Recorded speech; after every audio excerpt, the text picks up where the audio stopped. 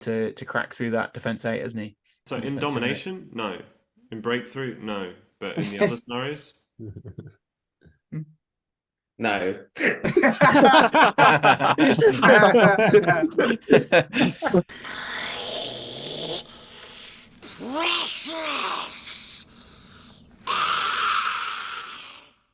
Hello, everyone, and welcome to another episode of the Gollum's Gamers podcast. So today we are doing another event preview episode. It's for the upcoming GBHL 100 event that's going on in Lincoln. It is the Lord of the Imps, so it's a very big event that's going on. There's like 80 people going. And today we are joined by a very special guest. He is the man behind the Battle Games in Middle-earth YouTube channel, the host of the Entmoot podcast. He's the GBHL marketing coordinator. And most importantly for this episode, he's the TO of the event. It's Harry Parkhill. So first of all, thank you for joining us. Harry, how's it going this evening? Yeah, I'm good, thanks, man. Yeah. Good. So thank you for joining us. And I guess so, obviously, host of Entmoot, and obviously you run your own YouTube channel. Do you want to maybe plug your stuff before we get underway and what you get up to online? Yeah, sure. Yeah. So if you don't know me, as you said, I do a podcast. I do a YouTube channel. I think I started my YouTube channel in the very early days before even the podcast started. I'm trying to think that it was in 2017 or something like that. And then I produced on average one video per year for about 3 years. But then I sort of hit my stride and got some videos out, and then I realized there was a gap in the market for podcasts. I work in radio for my daytime, so I thought, let's crack on with a podcast that's built around interviewing people. And because I'm unlike you guys, I'm not blessed with 5 friends at all. So I thought the only way I could get around that is by talking to people I meet at events and just having a bit of a chat around stuff. And that's what Entmoot is. So and it's on its 75th or something. I probably got the number somewhere, but I'm pretty sure it's around the 75 mark in terms of episodes now. So it's been going well. It's been going well. Yeah. Good. I think even a few of us have been on there at some point. I was going to say, I think most of us have actually featured on it. I've been on there. I know Sam's been on there. I think, Vince, you haven't been on the podcast, have you? I still haven't. Sadly, no. We've never had the pleasure of playing the game. Out. So yeah. But no, so I will link to Entmoot and Harry's channel down in the description for anyone interested. But as is ordinary in all of our preview episodes, we're going to be going through the stats for the event and also the lists of us who are going as well. And it's only me and Jay who are going this time, but we'll have a look at our lists as well and some other lists for other people that are going to the event. But before we get into the stats and everything, Harry, did you want to give a bit of a background about the event? It's got a bit of a different structure. It's got some confirmed scenarios and that kind of thing as well.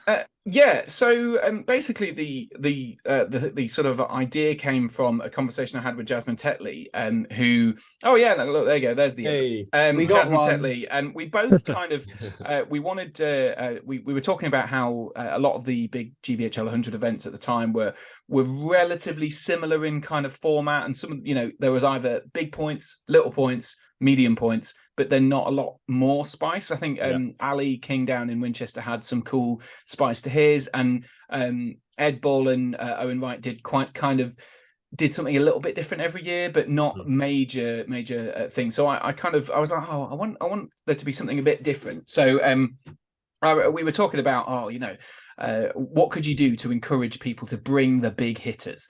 And basically Jasmine kind of said to me, you could do something like an escalation event, but not like kind of do something different with escalation. So it's not where you kind of build up your army or de-escalate your army. You do something a little different. And I was like, we could have the leader die. And that's where it came from. So the tournament's built around the idea that on day one, you have a leader and a lieutenant who are selected in basically the usual way you would do: the highest tier hero and then the second tier, or if they're the same, you can choose the same, basically. And then on day two, the hero that's leading the army on day one has died and been replaced by the lieutenant. And then you start that day with Contest of Champions. So you're testing your lieutenant, and it kind of forces people to bring 2 pretty decent heroes in their list on day one. In particular, because there's a double scenario which I include, in the event pack called No Escape, which I've sort of twiddled with a bit, so it themes around the imp, which I'll go into a little bit in detail. But basically, that forces you to have a leader and a second tier. Usually, it's doubles where you have part lead, whatever it is, Warband A and Warband B, or person A, piece of person B, and their leaders have to kind of protect each other, and they're sort of cut off from each other and all that sort of stuff. But this way, it's kind of forcing you to have a decent lieutenant, decent leader. Therefore, day 2, you've got a bit of a quandary of how you're going to do with those two armies, and it forces people to have generally bigger hitters, which I like. So that's cool, and it's all themed around because Lincoln is famous for its imp. There's a sort of story about the imp in Lincoln Cathedral being sort of cursed and all this sort of stuff, and a sort of angel turned it to stone. Ooh, yeah, spooky. Thank you. So some of the scenarios are themed around that. So, for example, rather than seize the prize, we've got seize the imp, which I think you had the imp thing from previous years. Back up on the trophy. Are we going to be getting another one this year? Hopefully. Yes, it's got a different design to it this year. It's been 3D printed by the good guys at Forge Master Minis, which makes some great stuff. Sam Palmer and also James Mercer Can, who is a local guy who designed the imp originally. His printer broke, so he hasn't printed them. But Sam's an absolute ledge, so he's helped it out. It's not focusing at all. Actually, I don't think there's any amount of work camera to make that my work. camera might as well not exist. It's like Sam's is the worst, then yours for sure. I think the top 2 worst. Yeah. It looked like you've rubbed Vaseline all over the camera so that you can't see anything. Yeah, I should give it a good clean, really, but that just sounds like hard work, and I'm not. But anyway, that's the kind of gist. You've got an imp, so seize the imp rather than seize the prize, and seize the imp is essentially the seize the prize, but your imp could move. It could jump out of the arm, so the prize can move, which kind of gives you a little bit element of that. Takes away that kind of edge of seize the prize sometimes being Guai jumps, gets it done, that sort of thing. Which it's not as much as some of the other versions of it, but it does add a bit of spice. And I think I think that's pretty much the only only other variant. And I mean, day 2, I'm not sure if you specifically mentioned, but the first scenario of day 2 is contests. So, and then is like you want that big hitter to be your lieutenant as well, because you can have contest day 2. So like it does mean there's lots of questions and queries that are raised. So I've got now got an FAQ for the event, which I don't think any other event has actually done. Probably not. But it is it does make for an entertaining tournament, and I think what I enjoy about it is that although it's GBHL 100 event, it's competitive to an extent, and it allows people who want to play in a competitive way to bring lists that are kind of tailored towards the restrictions. But it also it kind of lets the people who just want to come and have a good time come and have a good time by bringing the big heroes they want to bring or whatever. List. So I'm sure lots of people who will be watching probably will be going to the event. Is it too late now to say sorry? Let's crack on with some statistics. So starting off, we have the alliance breakdown. Now at the before we went through the stats on the previous pod, I asked the viewers to let me know whether doing the stats was worthwhile and if anyone actually liked them. And quite a lot of people actually got back to me and said that they did like them. So for those people, these stats have taken me an incredibly long time to do because there's 80 players and each player has 2 lists. We are lucky you are unemployed, my friend. And I'm unemployed, so I've been sat here just working my ass off. So hopefully you enjoyed that. If you want to donate to Elliot's unemployment fund, send to his PayPal. Technically, I'm not unemployed. So he's got a job now. I've got a job now. Let's go, Elliot. So anyway, alliance breakdown. So we've got day 1 and day 2, so we can kind of compare the 2. So each person submits 2 lists. Obviously they're similar in lots of ways, but you can like take away a faction that you might have day 1, and then you don't have that day 2 anymore. So like things do change around. Probably the biggest difference is that there's less than half the amount of yellows day 2. So people opting to take yellows day 1. And then going to maybe like a stronger list, like a Legendary Legion. There's a few more Legendary Legions day 2. Yeah, I think you a lot of people tend to start day 1 with like an extra Guai or something like that, who is their leader on day 1, and they drop the Guai and turn into a sort of a green list or a Legion of some sort. For day 2. Yeah. So that's probably the key takeaway. Any thoughts from anyone about what's going on there? It's quite fun dropping a hero day 1 to then go into a legendary legion day 2. Like I remember Bert last year had Isengard, dropped Saruman to then just become Assault on Helm's Deep, which is just horrible. There are a couple of those. I think. Well, I don't think there's a couple, but there's one, at least one of those, maybe one. 2. But it's just fun that people get to like list building is one of my favorite things. Although I've done it once and then stuck with the same list for the last 5 years. But anyway, it just makes you think more, and it's unique. So it's interesting to look at what people conjure up.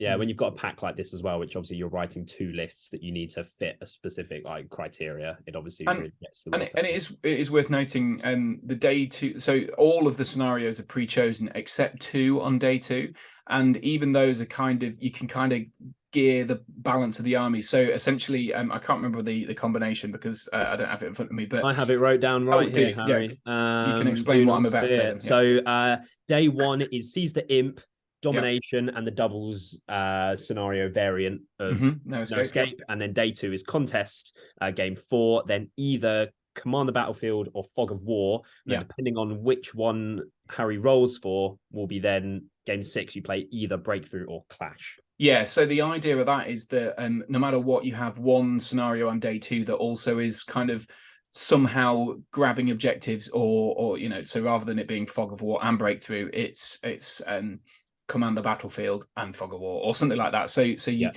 can't just have a killy list, and you have to have some way of capturing objectives as well. Yeah. Harry, do you still in Seize the Imp get to spend will points to alter the role of the Imp's escape? Yeah, I haven't taken it out. I think I was intending to and forgot. So last year I had Sauron, and Sauron walked up, picked up the Imp, and then with his 6 will and 3 will every turn, just completely negated that rule. Yeah, and my opponent was rather sad, but it was great fun for me because no matter what I rolled, I always kept the Imp. Yeah, you're totally right. I mean, that was actually, I think someone did point that out last year, and I think that was a suggestion by Jasmine originally, and I sort of thought, well, you can use might to affect it, but not anything else, because. But she sort of said, "Oh, I think you want more variance in it, and if you're going to give your big hero it, you might as well. You should have will." I was kind of persuaded because she's a better player than me, but in the end, I was like, actually, I kind of think that's probably a bad idea. I think I will take it out next year if I remember. Maybe send me a message to remind me, and then I'll do it. Yeah, I can see might being used to affect it, because it's an actual resource that you really want to use. Yeah, very few heroes have that much might, but when you can have like a Witch King pick it up with 15 will, and then the Imp's just never ever that's true. Losing it. Might's finite. Yeah, true. So yeah, that's going to do it for the alliance breakdown. So moving on, we have our first lot of stats. Look at him! Leader breakdown, day 1. So everyone's moaning about the Witch King. There's a new sheriff in town, apparently. So for the audio listeners, at the top spot with 9 appearances for the leader for day 1 is Denethor. Next up, in joint second with 5 appearances, we have Galadriel and the Witch King. With 4 appearances, we have Gandalf the Grey, Gwahir the Necromancer, which is a bit surprising, and Saruman. That's the White Council. That's the Isengard Saruman, and then a number of others after that. There's a dragon in there, Aragorn Strider and King Elisar, things like that. Only 1 Dragon Emperor, which you probably wouldn't usually see at an 800 point GBHL 100, but with the makeup of the pack and stuff, it just doesn't really promote the Emperor too much. Well, I think there were more Emperors on day 2 as leader, but I can't remember. There's a couple more. Yeah. But yeah, only 5 Witch Kings. I mean, that's way less than half compared to what you usually see, or we have seen recently on some of our previous episodes. But the absolute boss, Denethor. Yeah, I mean, coming in, it's just, I guess, with the contest day 2, there's Imrahils and Boromirs lurking around, which we'll get onto in a second. Yeah. And it's worth noting that I did I made an exception because this was one of the FAQs. Somebody had asked what happens with Denethor, and I was like, ugh. So Denethor, obviously, he has to be leader unless LSR is around. So I basically said he's the exception to the heroic tier thing. So you can have Denethor and also a lieutenant that's of a higher tier than him, which allows for lots of janky stuff. Yeah. So any other thoughts from anyone for leader breakdown day one? I really like the Necromancer up there. There's a lot of them. Because that means that people are obviously considering taking Bolg or Azog, who become the leader. I took Bolg last year, day 2. Yeah. So you It's got not just that. I literally had the Necromancer day 1. Yeah, yeah. So you got the Magic day 1 for Seize the Imp, and then that's what I had against Sam. You've And I got totally either didn't know. Bolg I or played Azog. Sam game 1, and I totally didn't know that you could compel a model to make it drop a light object. And then I finally got a cast off on Gullivar, who he picked the Imp up with last turn. I could have just forced him to drop it and we would have drew, and I didn't know. And then after the game he was like, you could totally compel me to drop it, and I just cried. Classic Sam not telling me during the game. That is classic Sam. Just how it goes. And now I know that that's the thing. But that is going to do it for the day 1 leaders. Moving on Can I just Sorry, before we go, you Go have I think we've skipped back to something about faction breakdown now. But on day 1, you can there's basically someone has finally done the list that I wanted everyone to do from the start, and there's 3 Suladans, and I always wanted one of those Suladans to die on day 1 and turn into something that happens on day 2, which we can get to in a second. Nice. Okay. I just want to see whoever's taken the Balrog, what is their leader day 2? If they've taken if they've taken 3 Balrogs day 1. That's what I mean. Are these some sort of day 1 yellow concoctions, or is it that day 2 somebody's bringing 100 Moria goblins with there's a variety? Yeah. Well, we can see the leader breakdown for day 2. I'm so excited. That's a perfect segue. So, moving on for the audio listeners to quickly break it down. So, at the top spot with 5 appearances, we have Elrond and Aragorn. It's the Strider Aragorn, not LSR. Then with 4 appearances, we have Boromir. That's the Minas Tirith one, and the Witch King. With 3 appearances, then we have Azog, Bolg, which isn't much of a surprise. Celeborn, Gullivar, and who's that? Theoden, and then a number of others after that. But in answer to the Balrog question, there's 2. Yeah, there's 2 Goblin captains. Let's go, Goblin. Game 1, day 2. Yeah. So it's a weird one, that one, because that's exactly what it is. So there's 2 depth. I don't understand. People can do what I want, obviously, but I wouldn't have necessarily recommended this. I think go on. I was going to say, didn't you take Depths of Moria in one of your recent-ish pods? Quite small points. I think it's good at higher points. To be fair, Depths of Moria, it would be really good day 1. I'm not convinced at its strength day 2. But what the other person does, I can't remember the name of the person. I think it might be James Goodhamey, but I may be wrong. Who he has on day 1 Goblin King as his leader, a hero of legend allied in with the Balrog, and then it turns into the Balrog as the leader day 2. Much clever way of using it. But again, no criticism. There's a ton of goblins on the armies that have lost the Balrog. Yeah. There are some not rogue picks, but some ones that look just maybe a little bit more out of place compared to like the huge hitters like Azog and stuff. You got things like Forlong, Faramir, Razgush, Rutabi, sort of like your 100-point mark heroes. Haldir as well makes an appearance. Haldir, yeah. I'm surprised. As well. I'm surprised. It's also got a dwarf king as well. I think there's a king of men, isn't there as well? There, maybe there was. Oh no, it's Golden King. That was day 1. Go on, Vince. No, I'm surprised about 3 Gullivars for leader day 2. Would you expect more? No, so that means Witch King day 1. That means they've had Witch King because he's legend as well. Or is Gullivar legend? No, he's Valor. Gullivar's Valor. So probably taking the Tainted. I was going to say, I think there's one who's the Tainted, maybe. Get another right. Yeah. Because he wouldn't have Angmar without a Ring Wraith, I don't think. There's a Birder. There's a Birder leader day 2. I think he's gone triple Barrow White Birder, which is interesting. Right. So is Is anyone running Gulliver without Witch King day 2 then? Or is there a way to do it so you still have a Witch King? Yeah, you can't do it, I don't think, because you can't do it, right? So it'd be interesting to see how that does, because I think Gulliver without Witch King. Yeah, but then you got Sandberg last year strong. because there was quite a few people at the top that did that last year. It worked pretty well. Oh, I think who won it last year? Tom Wag won last year, and he did. Yeah. He won with a Gulliver. So wasn't it also? He also had Sarah on day 1 though. Yeah, he did. Yeah. But wasn't there the I forget his name, but the guy, I think he's from Belgium, who came over, didn't he? Podium and Alexis. Alexis Dufresne. He had had a very similar list. I should have definitely thought about this and got the list from last year out, but I haven't gotten to hand. But it is a good combo. But I think it's worth noting, I don't think I sort of said this in the breakdown of the list, that when you go from day 1 to day 2, you can't add a hero who is of a higher tier than your lieutenant.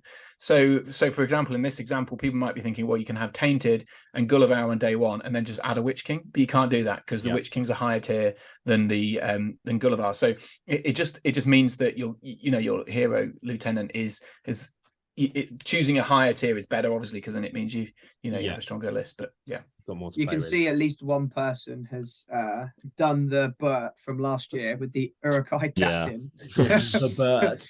The Burt, as it will now be called. The Burt, as it's now. Burt gets a mention every time I'm on the pod, so he'll be happy with that one. Yeah, good. Yeah, and there's things like there's a Groblog in there as well. How dear, like you mentioned, an Old Dane as well. Yeah, there's an Old Dane in there, which we'll be having a look at that. There's a Thryden as well, which is pretty rogue. So some interesting leaders. Day 2, sort of fairly similar to last year, but I think maybe a few more rogue picks than I remember. I guess the question is, go on, you go. How can you go into day 2 with a goblin captain for contest? I just can't believe it. What he's seeing right now. What are you thinking? You've seen Contest of Champions and thought, yeah, I've got an idea. Yeah, this seems good. I think you're forgetting that a lot of people who go to these sorts of events, and this is part of the joy of this event, is that a lot of people don't go intending desperately to win. They go with the stuff that they want. And I get wow. that. Yeah. And also, the difficulty is 800 points, especially if you're a newer player, maybe you haven't been in the hobby as long. If you've got to build 2 lists, essentially you've got to have 800 points plus however big your hero is added on. So you've got to have like at least 1,000 points worth of stuff to get going, really. 805 points, Harry. Don't sell yourself. Oh, yeah, sorry. Yeah. I think I totally said 800 at the start, but yeah. It is 805 for no real reason. Yeah. It's for the 5. This is the 5th installment, isn't it? Oh, yeah, that was right. Yeah, I did have some dodgy reason. Annoyingly, I'm looking at the Longshanks for last year's thingy, and the top 2 lists aren't there in quality, so I will find out exactly what the Angmar makeups are while you're working on. Yeah, cool. Okay, so that is the breakdown of the leaders for day 1 and 2. So if you're going to the event, this is the kind of thing you can expect to be running into.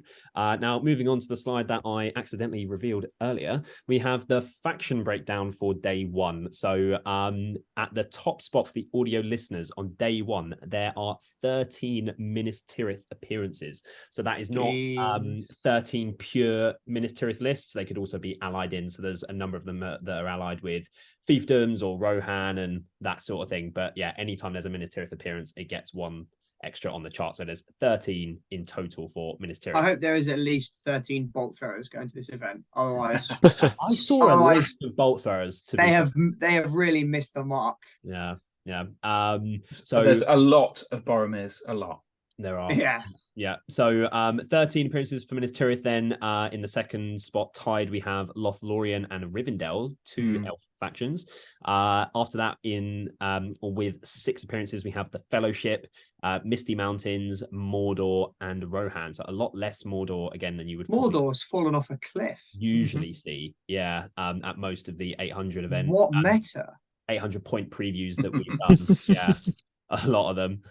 So any takeaways from this? I think it's quite interesting sort of seeing the legendary legions that are here day 1, and we'll see in day 2 kind of the things that they move into. We've got Return of the King. So the Rise of the Necromancer. Yeah. So you've got all those spooky wraiths. Yeah. And then you take away the Necromancer and have I don't more spooky wraiths. So you have the necromancer, and I think, if I'm right in remembering, you have on day 1 he has the necromancer as the leader, and then day 2 is the Witch King of Angmar as a leader with like all of the wraiths essentially.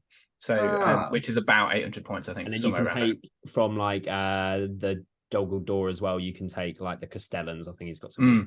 Yeah, I think that's what they can take Hunter Orcs and stuff then as well. Yes, but... yeah, they could do. I don't think they do. I think they just went with Castellans actually. No, reminded me. Yeah. That list just genuinely doesn't ever die. It just so annoying. It's so it just annoying. grinds. I hate it so much. Yeah. Yeah. But yeah, that is the faction breakdown for day 1. We've got some Vanquishers in there as well. White Council. So lots of kind of like. Is this a new good meta?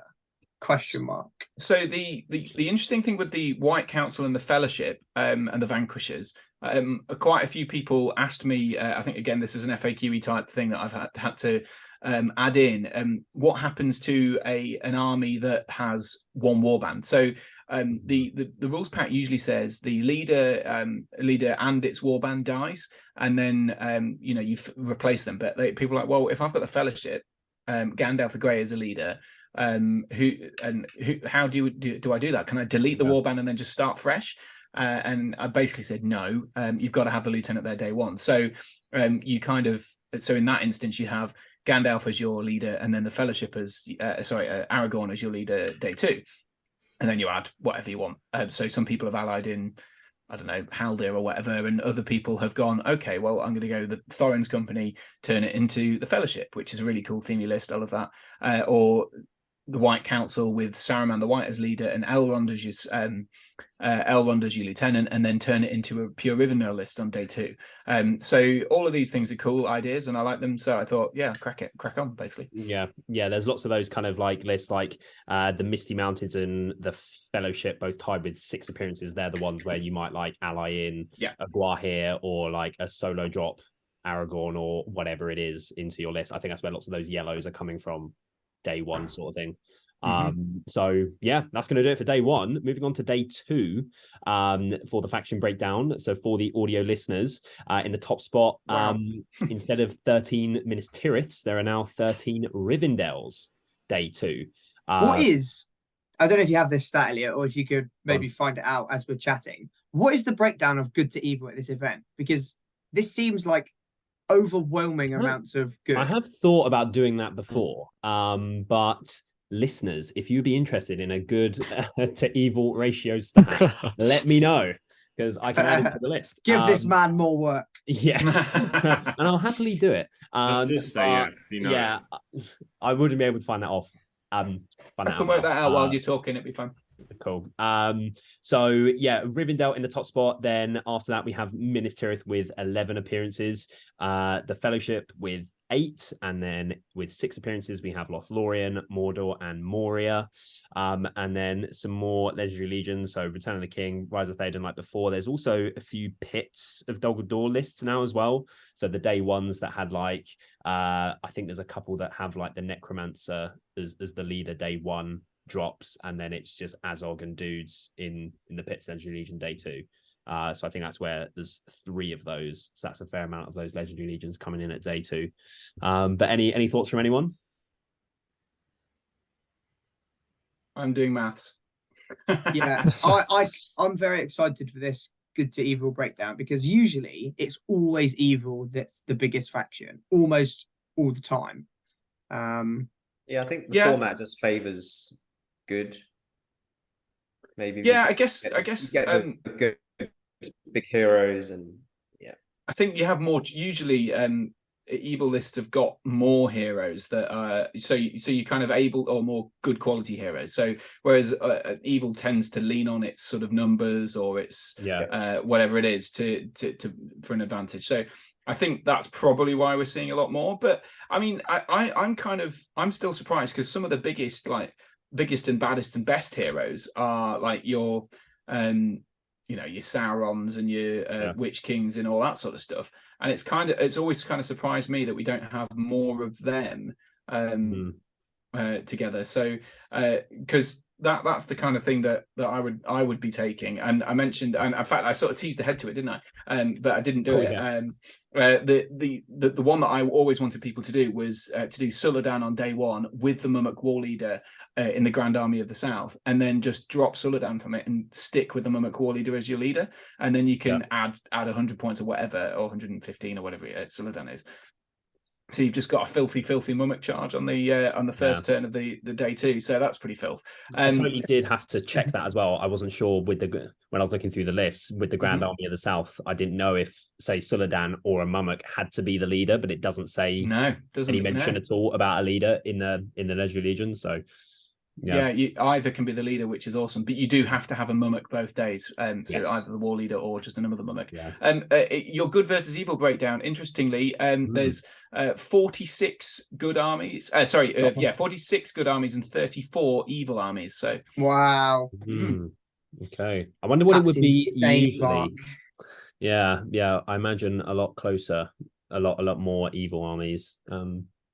So clearly, Rawson and Farmer's back-to-back good victories have, changed everyone's opinions. There's probably not as much magic. Like, I guess usually if you take like Boromir or these kind of big heroes for contest day 2, you're worried about running into magic, but there's not really that much of it around with 4 Witch Kings. So I guess because a lot of people have dropped their Witch King from day one. I think there were fewer Witch Kings day 2, weren't there? So and also because you're so conscious that you want to have a killy hero on day 2, I guess that means that you're less likely to lean on casters, unless you really, really want to go, okay, I'm going to go hard into magic and I'm going to bring four Barrow-wights, which someone did. Then that might be your way around it and have Birder hopefully smash. I think it was 4, was it 3 or 4, something like that? Three with Birder. If you don't have something with resistant to magic or your Glorfindels, your heroes just paralyzed all game. And meanwhile, Troll Birder's just smashing. Heroes like Glorfindel, if you've like invested or you've gone, I really want a hero with heavy magic resistance, so Glorfindel or Elendil or something, as there's maybe not that much of it around, the chances of you playing it might not be that high. So if you've taken someone like Imrahil that wants to be on the horse with the lance, like at this event with this kind of breakdown, you might be more likely to stay on your horse and be able to wreck stuff. But any final thoughts from anyone before we move on to the... Can I shout out the Arnor list as well? Because I can't remember how they did this, but I think they had an ally with Arnor on day 1, and so they got Arvidui on day 2 as a leader. So someone's very steadfastly trying to stick to Arnor, even though I think it's probably not the A points level and B where they really excel here. But there's also the Dead of Dunharrow one, which I really like, because I think it's a guy called Harry Smith who really loves the sort of Return of the King Legendary Legion. So they're just going pure Dead of Dunharrow on day 2, King of the Dead as leader, and just a horde of ghosties, which is really cool. That list has 1 might. Obviously, it has the heralds. I think it has. But it literally has 1 point of might to start the game on the. Do you have to take a King of the Dead? I don't think you have to. No, I think you can run it at low just points. take all non-hero ghosts? No, you have to have a hero to lead the war bands. Don't you? I think there's a rule for the Dead of Dunharrow that says that they can't lead themselves. You still need a hero leading your army. You need to have someone leading. You need a hero leading up. You can't just put a loom band on and say, "Greg." I'm pretty sure. I can't remember that. I'm sure there's an FAQ on that somewhere that says you have to have like a hero somewhere. So you can have just the King of the Dead. And then just spam dudes. Yeah. But the army bonus is that warbands from this army list that contain 8 or more models do not need a hero to be the captain of the warband. But they. Yeah, I think Vinny. There is definitely an FAQ about it. I'm sure of it. About I may be wrong, but I'm sure people will correct me in the comments, or you'll look it up and message me afterwards. But we only get about 1 comment, and that's usually from Stephen Denby. So don't worry. Shout out to Stephen. The only one listening. Shout out to the Denbonator. Has he made it this far? Of course he has. The only one. Yeah. But moving on, so we have the model count statistics for day 1. So a little bit interesting. So I thought kind of like, lots of the averages and stuff that I do for the model count and the bow count and the might count tend to be the same. But interestingly here, so I was looking at the 2 most recent 800 point Wow. hundreds that we did preview pods for, the averages for both of those two events were 39 models. So on day one, the average is only 33 across 80 players. So there's definitely a trend compared to other 800 point events that there's just lower model count armies around day one. And I'm sure you can work out why people have got two big heroes, basically. Yeah. So yeah, surprisingly, because wait, is there domination for day one? domination? Yeah. So domination sees the prize, which isn't really heavy on like needing model count. It's more about like utility and everything with the imp. Yeah, stuff. sees the prize doesn't make any difference. Or sees the imp doesn't make any difference with model count. Yeah. But but that's why domination's in there, just to make it a little bit make you toss it up. It's like, oh, do I want to have a really big army and maybe risk the sort of the no escape scenario, which is the kind of all about killing the lieutenant or the leader.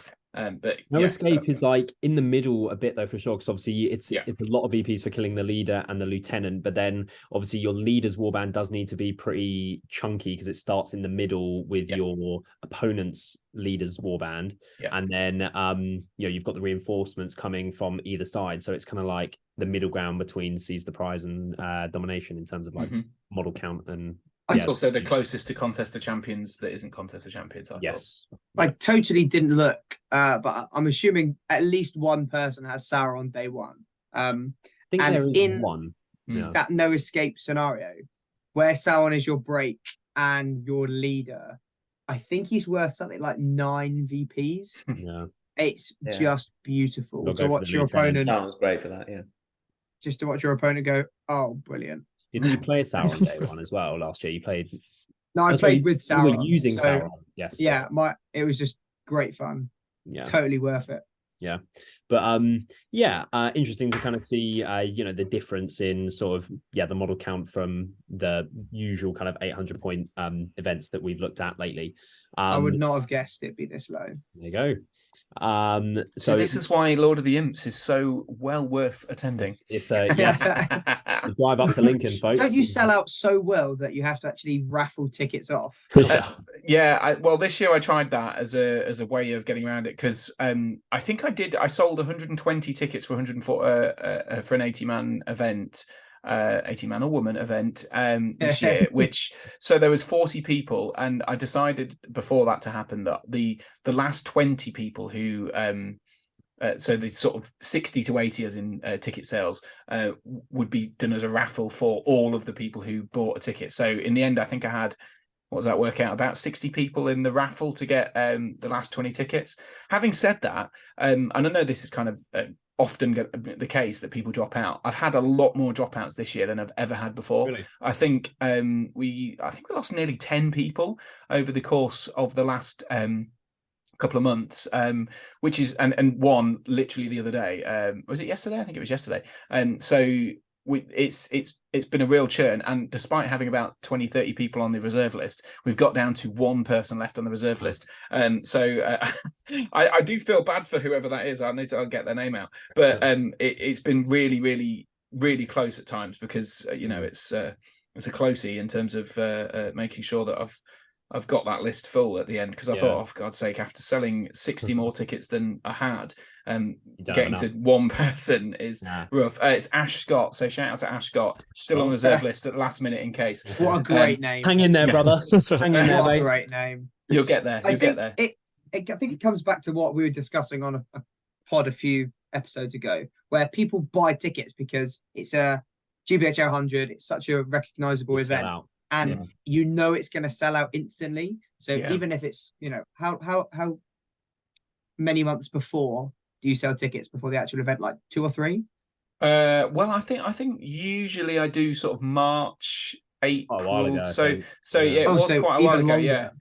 Longer. And that's just down to you've got to get the venue sorted well in advance. So I tend to do it a good 5-6 months if I can. Oh yeah, no, I'm not. No blame on you, but I mean, people just want to buy tickets. Yeah, and they realise they bought too many events. Bought too many events, or now they're doing something else, and then the dropouts start. Would you do the raffle again next year? Do you think? I mean, I honestly, I mean, I'll throw this out to you guys because I don't know how to do it in a fair way. Like when I have a capacity of 80, I want to make that bigger, but the problem is you can get 100. Like you can. There's the difference between filling a room with 80 people and expanding beyond that is like suddenly thousands of pounds more, and it just financially it's just not worth it, the risk wise in terms of because especially after losing 10 people this year, I think, well, if I got 125 people next year and I needed that to break even, and then 15 people dropped out at the last minute, then I'd just be losing hundreds of pounds. So and as much as I love the hobby and I want to support it, I can't afford to spend hundreds and hundreds of pounds on a tournament that no, definitely not. So like I think I've been a little bit burnt. I was going to go for it next year, and because it's been so successful the last few years in terms of ticket sales, I've always had a big reserve list. So I want to make it 120 something really, but this year is maybe Is there not a venue? It might be cost of living. It could be that there's so many more tournaments that people go to, so it could be all of those things. But yeah, it's maybe a bit concerned. So but other than that, if I've got 40 people extra on the day that I sell the tickets who want to go, I don't want to people to lose out. So I certainly want. I think that's the only fair way I could think of to give everyone at least a shot at getting the ticket. I don't know what you guys think of that, though. We're probably not the best people to ask on how to make it fairer, because we are probably part of the issue, considering that I buy 6 tickets at once, right? 10 tickets for every 100 almost. You know, it's in the GBHL calendar. So, well, I did prevent that. To be fair, I banned people from buying more than I don't know what I said, 2 or 3 maybe. I thought like a car, or maybe it's 4, like a carload. I think it's I kind of think it's a bit unfair for you guys to be buying 10 tickets.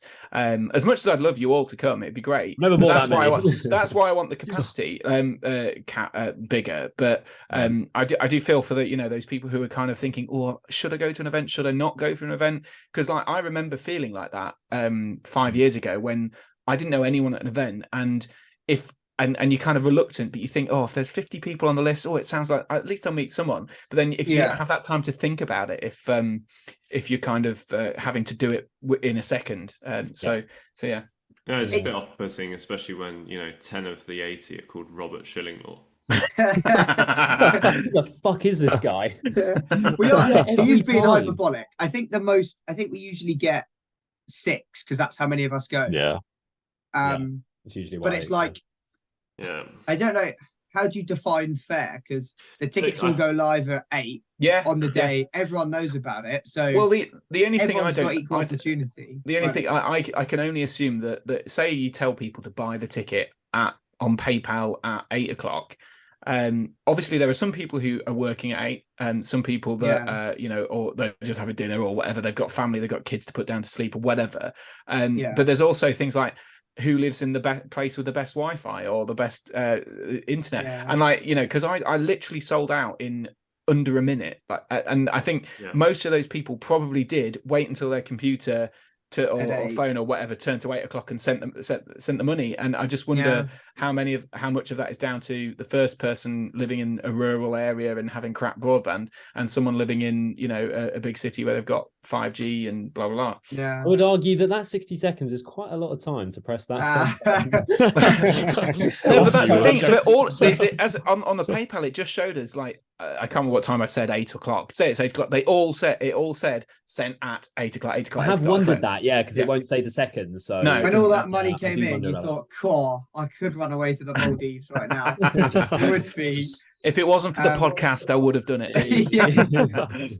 This is definitely a conversation we've had before, and I just think the only way to solve that problem is to just have a huge capacity. Yeah, and that's the thing. I think that's the only fair way I can do it. But without the kind of, I think I'd probably have to take away the refunds or something like that, because I totally understand people dropping out, but I think people kind of sort of deserve the money back if they can't make it for obviously good reasons. But equally, I can't spend it's thousands of pounds to book a hall, and once you get to the huge levels like something that can hold 100 plus people, it gets to this silly money stage, like thousands and thousands. You could do a month refund up until a month before the event.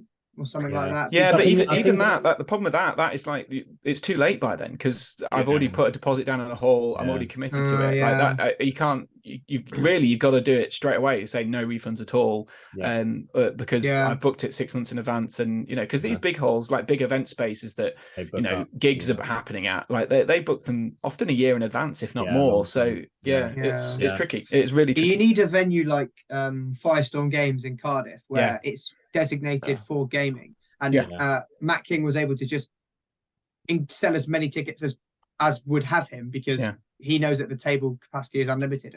Obviously, that's literally a one-off gaming venue. I'd love that sort of place if that existed in Lincoln, but I mean, currently my options, and I quite like the way I do it, is that it's kind of a bit like ramshackle and a bit, I'm serving drinks and I'm serving all. So it's like, it's kind of fun. It's kind of community. You were running all over the place last I love that. But I love it. Card machine. Yeah. I get a tango. But that's kind selling of the Lord of the Rings merchandise beer. Now that was sadly there aren't any of that this year, because it was limited edition. But it was like that sort of stuff is kind of why I enjoy it so much. Like, I enjoy the kind of communicate, having a chat with everyone, selling their drinks and doing the TOing and doing everything else. So I think also that's the other thing I need to do. If I make it bigger, I'd have to have a third person. I've got Tim Elwes. Big shout out to Tim. Tim's an absolute legend. He does all the Longshank stuff. He cracks the whip for people who haven't submitted their list yet, which I think there's still one person. So if you still haven't done it by the time this airs, get it in, get it on. Tim, the taskmaster, will be on. You've ruined all of our stats. I know he's just not logged in on Longshanks. But either way, I'd need another person if I wanted to get it bigger. But it's not impossible. Yeah. Now, just when you were talking about Imps last year, Harry, I do have a question for you. Do you recognise these? Windmill Bitter. Yes, I do. Yeah. So this is dated April 2023, so it's a bit gone, really. I think you gave me this to Michael Bradford. Oh yeah, that's right. Over, but then Michael Bradford doesn't drink. Yeah, I drove him home to the airport, so he was like, "You have them." And then I've been a bit scared to try bitter, because when I last tried it, I really didn't like it. So Windmill Bitter is ace eaters in the whole of They should bring it back. I'll have it. It'll be fine. Bring it back. So I mean, I've had two of them in my fridge. It's ice cold, but it's good stuff. It's good stuff. I mean, I've got a big keg of not Windmill Bitter, but of Froglet, the regular, and also my homebrew, which did go over the carpet a bit after the wife knocked the seal, and it sort of started dribbling beer everywhere. Are you selling moonshine again, Harry? It is close to moonshine. It is ale. But it doesn't taste like it. But it's good fun. But that's part of what I enjoy doing. Yeah, I've had a little bit of Imps in my fridge ever since the event last year. That's good. You need to drink it if it's been in there since last year. Yeah, it's overdue, really. So moving on then. Yeah, I was going to say we got really sidetracked for that day. So we were looking at the model count for day 1, but moving on to model count for day 2. So the model count goes up a little bit. So again, I've put down there that the 2 recent averages were both 39, so it's gone up a bit from 33 to 36. So I guess because you need the 2 big heroes in essence, you need one for day 1 and then a lieutenant for day 2. You drop the one from day 1, and lots of people, I guess, maybe put in a cheaper hero compared to that first one, and then they fill out warband space and stuff. So that's why it's slightly higher. I may be wrong, but I think the top value 62, the biggest army is bigger on day 2, and the smallest army is bigger as well. So it sort of moved along, shifted along. I think we had 5 models for the smallest army, and I can't remember the biggest army, but either way, 5 and 56. Yeah, so we got an extra 6 models on the biggest one. They all got bigger. Yeah. So fairly standard to expect, I guess, with just the pack and that sort of thing. So no need to stand that for too long. Moving on, then we have the might breakdown for day 1. This is pretty generic, just like lots of our other previews, so we don't need to stay for too long on these. But yeah, the averages are 2 recent 800-point GBHL 100s. We can hear the pain in Elliot's voice as he's skipping quickly through all these stats. Oh, is that really loud? It's a MacBook. So yeah, they were both 11, and the average might for day 1 is 10. So yeah, I think that's interesting that it's lower might, especially because I thought it would be I think it'd be bigger than that, because the amount of Boromirs as well. Yeah, with Boromirs, I mean, obviously you've got a Denethor often with a Boromir, but yeah, the 6 might I guess maybe average. It doesn't include the Aragorns. There's quite a lot of Aragorns kicking about, so there's that. But yeah. But I think 9 might is about, like, I think that's the, what do you call it, the modal number, the mean, or the whatever. I think it's a modal one. Yeah. I think that's interesting, because that's about what I would expect at an 800 point normally. 9, but I'm intrigued that it's 11 now. Actually, that's a bit higher. Well, it has been 11, so obviously a little bit lower than normal, maybe, but 10. It's right in the rough ballpark. I mean, when I do the numbers, it does come out with like 10.x, but So also, what the hell's going on with 15 might? Why is 15 might so much more popular than 14 and 18? Yeah. And it's just mad. Must be something to do with it. Yeah. I think lots of them are like where there's fully mounted, so like Riders of Theoden, I think often gets up to like 15. Yeah, and you get 5 hit. Yeah, that makes sense. Yeah, so I think that's what quite a lot of those were. And I think there's a similar the Necromancer Legion, like 2 times. I don't know if that's higher than that. It probably would be, actually. Yeah. I think it might be that as well. Can anyone else see Ash's camera, or is it off for me as well? Oh, it's just I don't know. He's disappeared off the screen. Ash. Okay. Cool. So moving on to the mic breakdown for day 2. The average amount of mic goes up compared to day 1. So there, even though there's now a list with 1 mic, like we mentioned before, but it goes from 10 up to 11. So I guess when you drop the big leader day 1, you may put in like some of these cheap 3 might heroes for like 60, 70 points. There's a lot of them in the game. But that's interesting, because I wonder what it would be if you didn't have that kind of strange outlier of the King of the Dead being the 1 might list. How much? Because it would probably bump it up even a bit much more, wouldn't it? So. Yeah. And there's some more like higher might ones as well. Like, I think on day 1 there was only like 1 list with like 21 or something, and now there's like 4 lists in total with over 20 might. So but again, the average is sort of right around, it's around that 8 to 12 in it, where you would expect it to be. So so moving on from the some mic good stats here, Ali, you do a really good job on these stats. It's brilliant. Thank you. Someone appreciates it. Yes, I like to. Well, I know how much effort, because I had to forward like 78 emails to you. And I went through all of them meticulously. You did. So for the bow count for day 1, so we have the average bow count being 8, and at 2 recent GBHL 100s, there were 9 or 10 bows was the average for those 2 events. So slightly lower. 16 lists with no bows, which is a lot, but obviously there's 80 players. It's a really big. It's 20%. It probably, I think that's usually what we kind of see anyway. But is it? Oh, I was going to ask about that, because it is usually a lot. I mean, 16 is more than we usually see, but most events aren't 80 players. So, 8 bows. I mean, so it's a little bit lower than what you might usually see at other hundreds, but the scenarios don't maybe like seize the prize. You're running to the middle, domination. You need a couple for some objectives, but you're starting on the 24, and then no escape. You're probably running to your leader with the rest of the army. It's also worth noting the percentage of good armies compared to evil armies, and if you're in those scenarios where you're starting in combat in the middle in contest or in no escape, then the good shooting is just worth less, isn't it? Because you're not going to be shooting to combat. Can't actually do it. Not too much more to take away from that, but moving on to day 2, again, things stay the same. So the average is still at 8 bows, even though there's half as many lists with no bows compared to day 1, which is odd. So there's 16 on day 1 with no bows, and only 8 on day 2. So more it's just people with 1 extra point. But probably.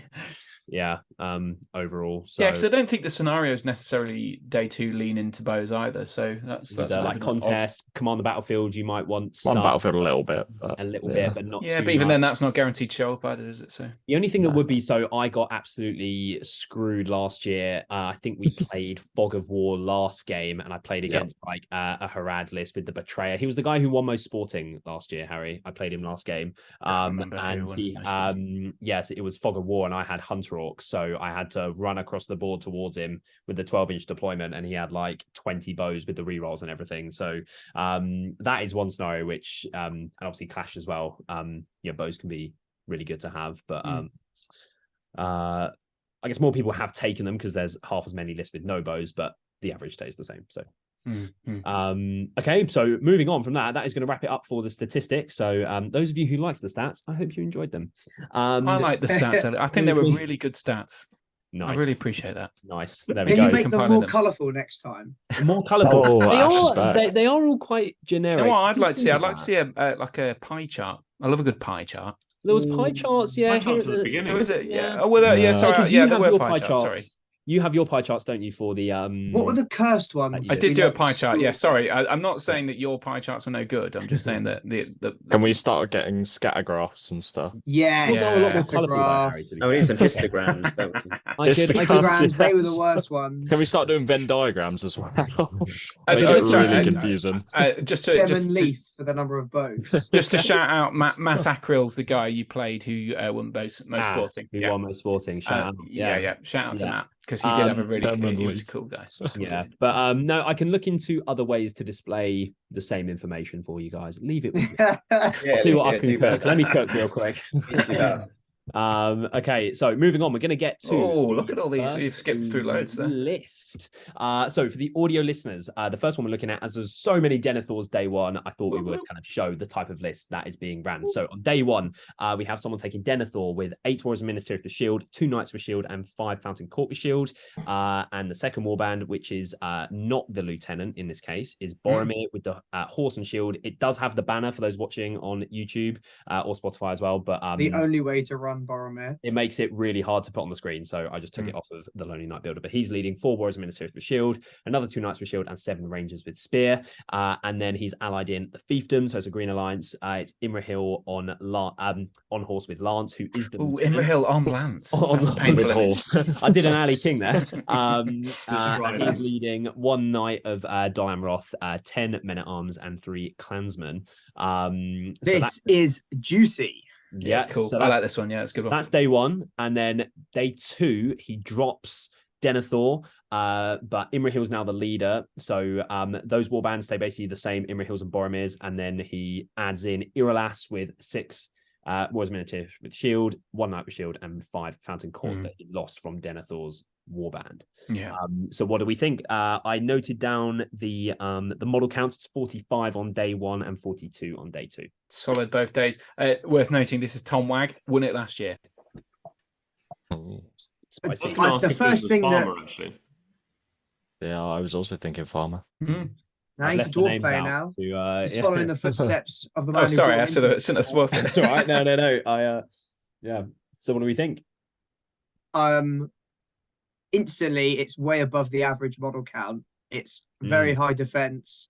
It's high fight value at fight 6 with a lot of this stuff. Yeah, it's going to be really tough to beat if you don't match this on models. You're going to have a bad time. No bolt throwers though, Ash. How do you So what? When he dropped Denethor, he should have added 2 bolt throwers. the way. The only thing that I would think is a bit of a concern is for day one. There's often a lot of sort of big hit like magic-y heroes like your Witch Kings, Saurons, and stuff like that. And because that no escape scenario requires you get VPs for killing Denethor. Denethor is probably one of the weakest in terms of resisting magic. He's got is he 3 will? He's got the full 3 will, but he's only got like 2 wounds. No fate. No fate. So like a couple of well placed black darts, chill souls, or do you get whatever. +1 will though, don't you? Yeah, you do. That's true for that leader scenario. does for no. So I've forgotten about that bit. I've read the pack. You did read the pack more than I'd forgotten about that rule, and I wrote the damn thing. But yeah, that would be my concern is that or even just a couple of lucky shots and Denethor could go down and lose you quite a lot of points because he has to deploy right at the front. Even a well done heroic combat or something could cause problems. But Tom Wag's a very good player. I'm sure he'll shield him off quite well. I really like Irolas. I feel like he's an underrated hero. Irolas is really Is good. he the helmet Ash guy? Yeah, Is that Irolas? Yeah. He's fight 5. He's got march and defense. Defense, which So is he's got solid. 2 of the big 3.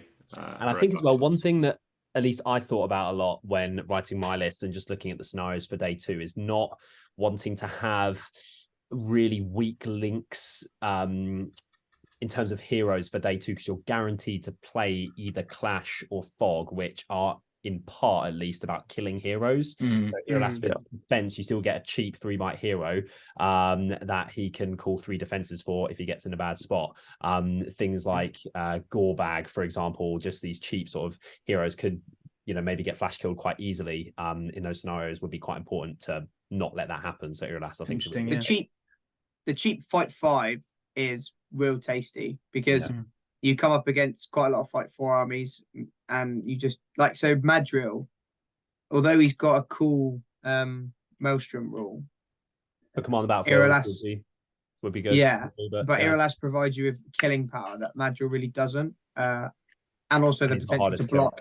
So he, going into day 2, knows that he's playing Contest of Champions and just shoves Irolas directly in front of their hero and goes, try and kill him with heroic defense for the next 3 turns, while Boromir and Imrahil annihilate the rest of your stuff. Yeah. With a fight 6, what are they called? Man at Arms. Really like it. Good fun. Yeah, I do think that potentially players going to the event with lists like this that maybe had something like an Imrahil or a Boromir as your leader for day 2 were maybe concerned about the amount of magic there could be at the event, whether that horse gets sniped out for a turn, then you don't roll a 6 on your Throne Rider, you can't kill anything. Like, I think maybe some players could have been a bit concerned about that, but I think looking at the stats, those players might be not as concerned now, potentially. Yeah, like Imrahil on the horse running around on the lance is gonna kill stuff like 100%. So I think the chances of that happening is maybe a fair bit higher than people thought. Yeah, it's interesting because obviously I've seen all the lists as they started trickling in, but I always wonder what people are thinking is going to be the winning list before we go to the tournament. So therefore, what are they trying to counter? And it's hard to know exactly what Tom here is thinking is going to be the winning list, other than his own. Obviously, he wants to back himself, but like so he's gone high defense, high fight value, 2 big hitters, but he clearly doesn't think that magic sniping is going to be a massive issue because Imrahil with his only 3 will, he's not a bad target for a Witch King sort of bombardment, is he, over a few turns? Yeah, but I guess it's maybe that you think with the pack and just that it's structured in such a different way with the leaders warband dying, is that, you know, the classic, like in the meta at the moment, there's just so much magic and Witch King Suladan around and that sort of thing, that maybe that kind of thing won't be as prevalent at an event like this. So then you don't need to worry about that as much, I guess is maybe the thought.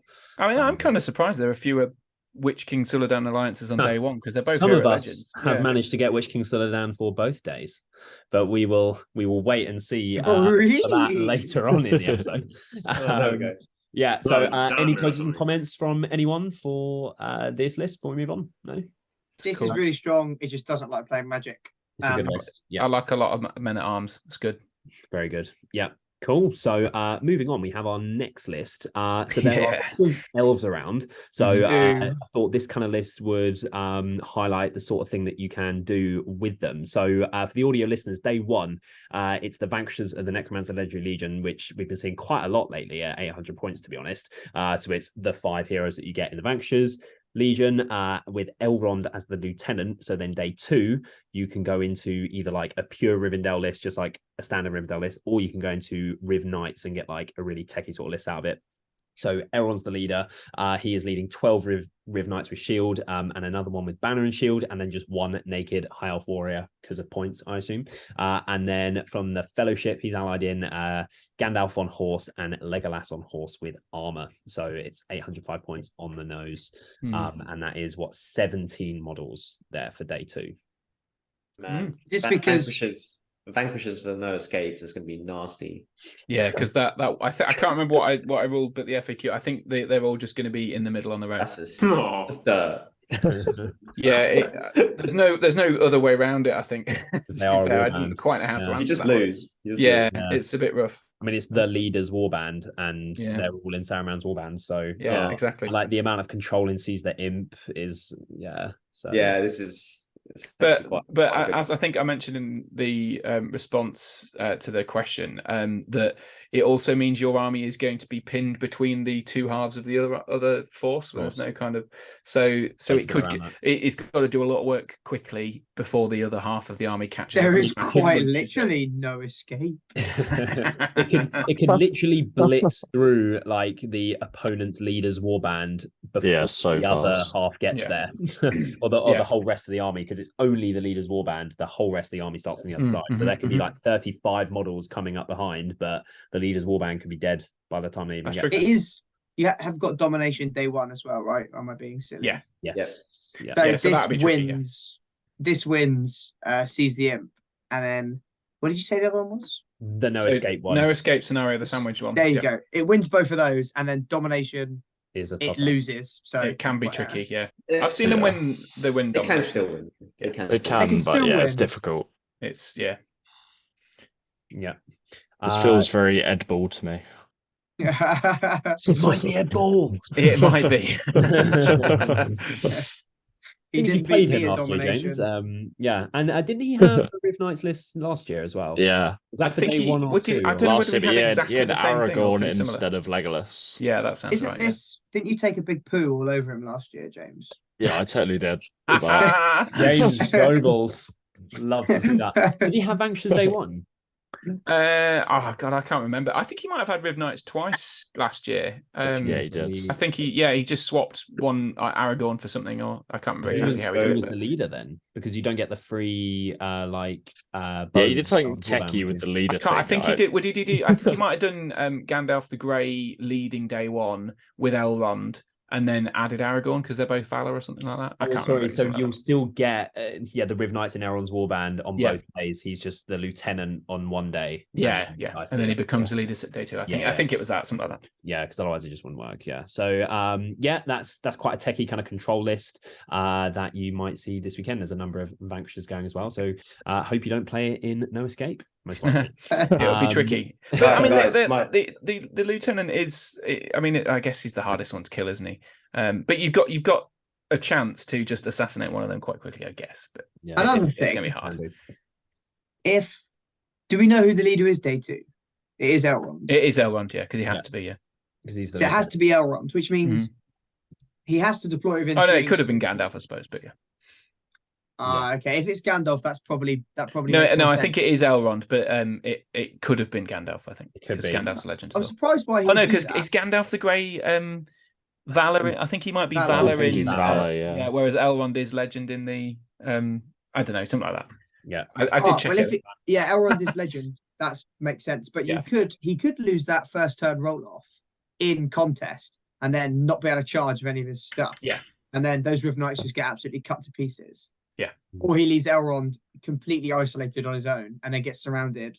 So, yeah, contest isn't a great one for this. Big move. Huge move. Gandalf, though, I guess he's planning to put Gandalf away and then Sorcerer's Blast the combat potentially if Elrond gets in a bad situation. But yeah, you're right. The knights themselves will have a tricky turn one, won't they? Or turn two. Yeah. But I'm sure he's played. But you could just put I guess you could put Elrond like at the edge of the 6 inches, whack something in front of him, and then have most of the knights kind of tucked back, so then they're not within charge range. So it wouldn't be the end of the world. But huge 50-50. That is. Let us know how it goes in the comments below.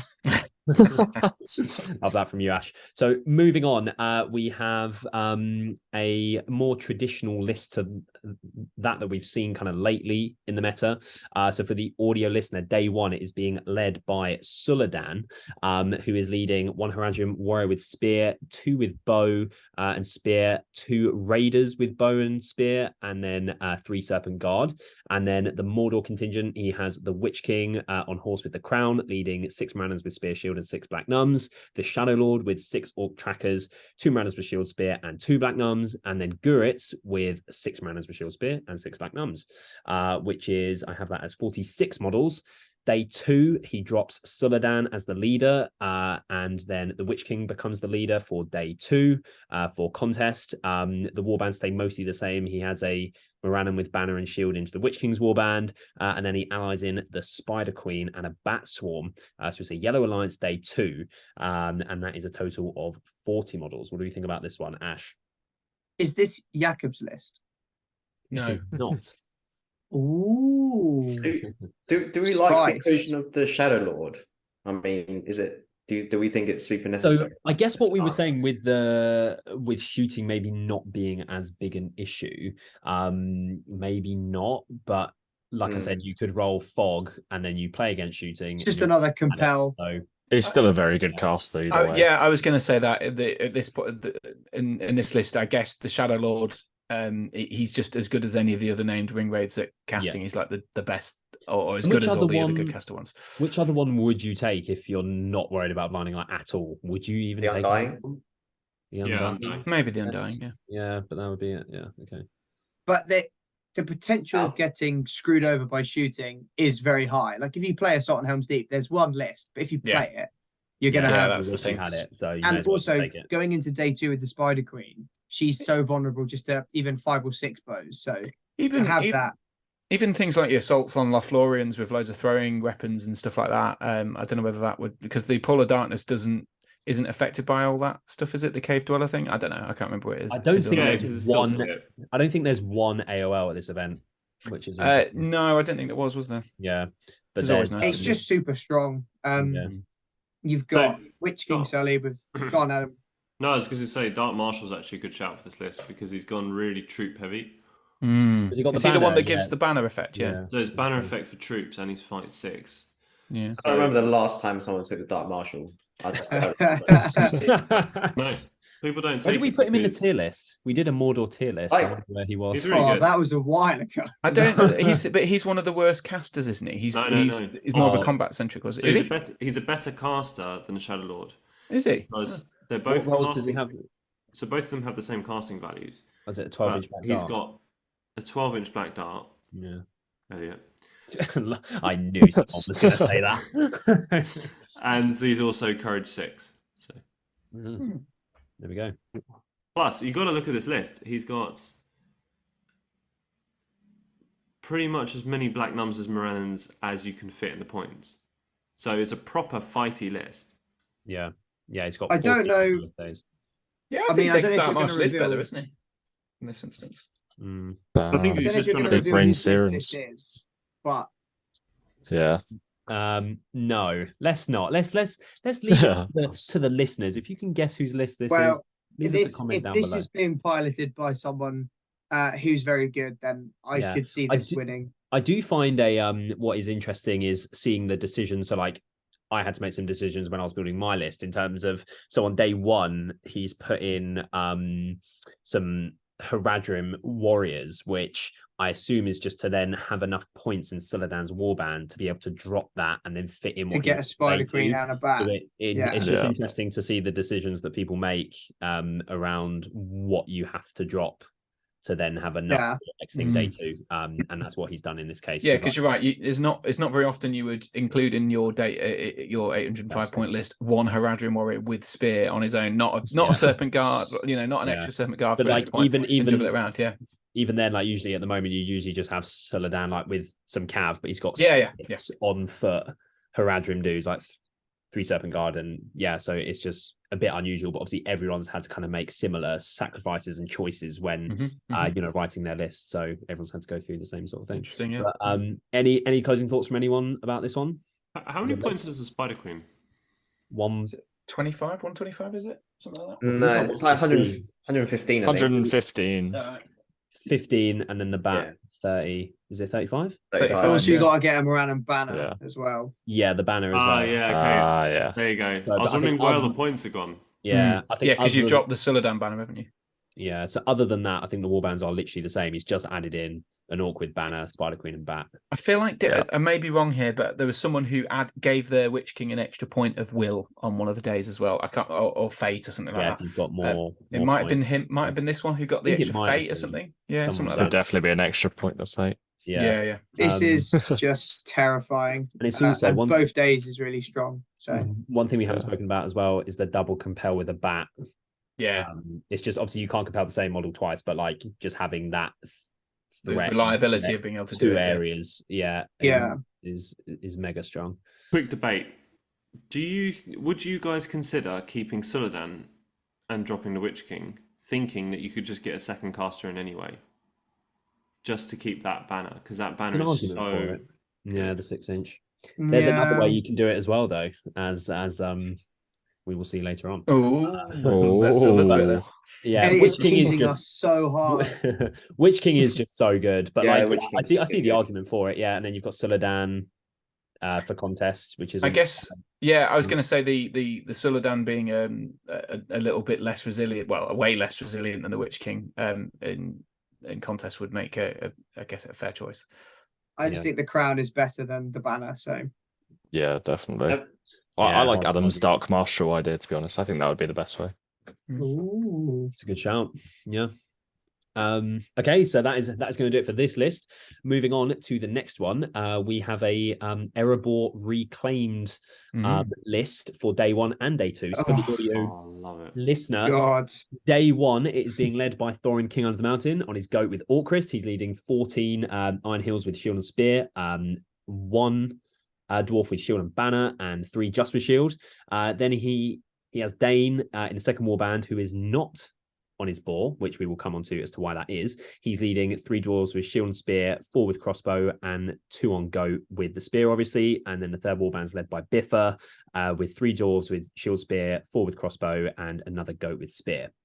So then moving into day 2, he drops Thorin, and then I believe it's in the rules pack because I spoke to this player about this. But then for day 2, his leader isn't the Dane from the Iron Hills Dane. It changes into the old Dane from the Defense of the North book. So that is the leader for day 2. The warbands stay mostly the same. He adds in a couple more crossbows, but the heroes change around. So he still has Biffa, but then he adds in Dwalin and Gloin. I think he's got the same amount of goat riders, or I think he's got 1 more goat rider day 2, and maybe a couple more crossbows. But the model counts goes actually down. It's 38 models on day 1. It goes down to 36 on day 2 because he's got the 4 heroes. He's got an extra hero, yeah. So Dane gets old, but everyone else doesn't age. Yeah. Yeah. Yeah. So this is an interesting, because this is one of the things that I've allowed for kind of fluff reasons, basically, that people can age into an older version of themselves but they can't go backwards. No Benjamin Buttoning, as I said, in the pack. So you can have, for example, Aragorn Strider turn into LSR if you want. You can have Gandalf the Grey turn into Gandalf the White. You can have, I like that. You can have Dane turn into Dane, King of the Mountain, but the restriction is kind of hampered for this instance in particular, in the sense that you're not allowed to remove war gear between days. You're not allowed to sort of lose guys from your warband to between days, because I didn't want people having one a hero and then just completely dropping stuff out of the whole and changing the whole army. So in this instance, Dane can't have a a pig on day 2 because he is not in the profile, so he's not allowed to have it on day 1 because that would be losing war gear between the days. And you're I guess you've spoken to this person and they were a bit annoyed about this. I'm sorry, Harry, but actually I think the pig dies. Well, yeah, you could say that. Could say that.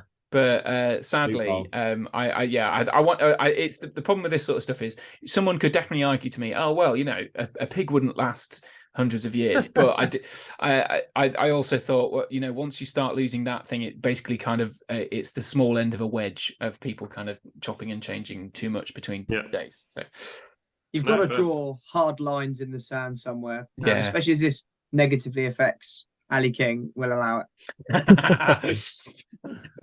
I don't know where you got that from. No comment. It's a really cool list. This is just horrendous. Like, you come up against it. It's defense 8 dwarfs, isn't it? Yeah. It's more defense 8 dwarfs than the average model count, which you won't kill, and then the 3 or 4 really strong heroes just annihilate your lines while you kill absolutely nothing. Yeah, but it's also got. Sorry, if you had a finish. No, keep going. There's I was nothing just inside gonna. of here, Harry. So don't worry. No, I was just going to say that I think Ali, as you've revealed, has done a really good job of maxing out his warband number 1, so that in the no escape scenario on day 1, he's got the most Iron Hills dwarves he can possibly put in the center of the battlefield. So he's got 18 dudes plus Thorin on his go in the middle, then slowly rejoined by a marching hero in day 9, the Ironfoot. And I don't know what Biffa can do, but I don't know whether he can march or not. But either way, you've got a march there, and I suppose they'll be together. So he's got a huge amount of his army in the middle to defend itself against, in a very resilient army at that, able to defend itself against whoever the leader on day 1 is. So it's really, really smartly done. And then day 2 is just an absolute monster of a list, isn't it?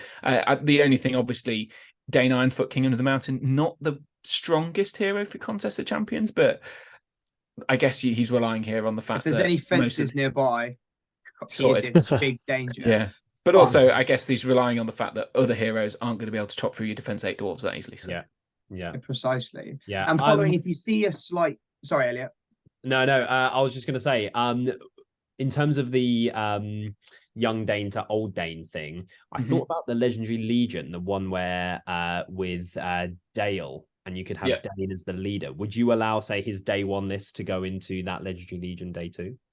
Yeah, I mean, there's no reason you could do. It depends what you've got on the day 1. I can't remember how, because I did say you could, as long as the day list 2 is legal, then it's fine. And as long as you're not dropping war gear and you're not doing anything else, you can still age the guy. So I quite like the idea of people doing it. In fact, I think last year somebody, I think it was Dan Stewart or maybe Steve Thorley, did a fellowship day 1 that aged into the old fellowship where they had LSR and they had Pippin and Captain of the Shire and all this sort of stuff. Or Merry Knight of whatever it is, all that sort of stuff. So that was really cool. So yeah, you'd be welcome to do that. It's just that the difficulty is you've kind of really got to hamper yourself to do those fun stuff on day 1, because you'd have to have some weird alliance probably. Yeah, for day 1. Yeah, Ash, sorry, you were going to say. I was just going to go back onto giving Ali some more credit, because as don't Harry, do that, please. He way too ahead of himself on our last podcast. I know, but it just is quite clever. How Harry has pointed out that his day 1 warband is 18 dwarfs. There's also no crossbows in that warband. Whereas, as you can see in day 2, he's got crossbows in every single warband.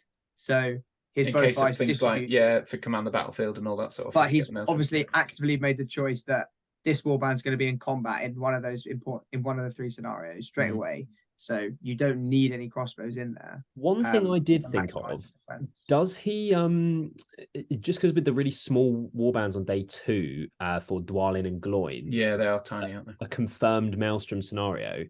Do you maybe just make one of them like a solo drop? So if like you're not that concerned if that that hero doesn't come on, where if say you have like a full warband that rolls a 3, you're more inclined to spend the might to put it up, or so that you get more models coming on. It's just the really small warbands like. I guess it means that if you did that though, you'd be more likely to have that guy ganked as well. So if you I guess I don't know whether it makes. It does like the 4 troops change that? I don't know. Is it because it could be command the battlefield, and even if these warbands do get scattered, that's actually a positive. Whereas, it can be. That's true. So I totally. Whereas if you've only got a single drop, you're going to more likely get doubled in that quarter. Whereas if you put 5 dwarfs in a corner, you've still got some models there. It actually can be an advantage. Yeah, it's a good chance. Yeah, I totally played Ali with a similar list with his Iron Hills with Old Dane as the leader in command the battlefield in Worcester. So yeah, that was exactly what he did. And I did lose, but he rolled 3 1d6s in a row with dwarves to jump over something to get into a quarter last turn. Just 1d6. That doesn't sound like classic Ali King. Oh yeah, outrageous. Nothing like Ali King. No. Anyway, I digress. So yeah, it's a really good list. So moving on, we have another elf sort of list. I thought there's lots of Elrons and Gil-galads and stuff around this next weekend. So I thought we should at least show some of them. So for the audio listener, Day 1, it is led by Elrond. He is leading 3 High Elf Warriors with bow, another 8 with shield, 4 with spear and shield, 1 with bow and spear, and 2 Riven Knights with shield. And then there's a Numenor contingent, which is led by Elendil on horse with shield. He's leading 2 Warriors of Numenor with bow, 1 with shield and banner, 2 with bow and spear, and 13 with spear and shield. Going into day 2, Elrond gets dropped. So Elendil with the heroic combat strength 5 +1 to wound is your leader for day 2. His warband stays mostly the same. He puts spears on the 2 bows that didn't have them day 1.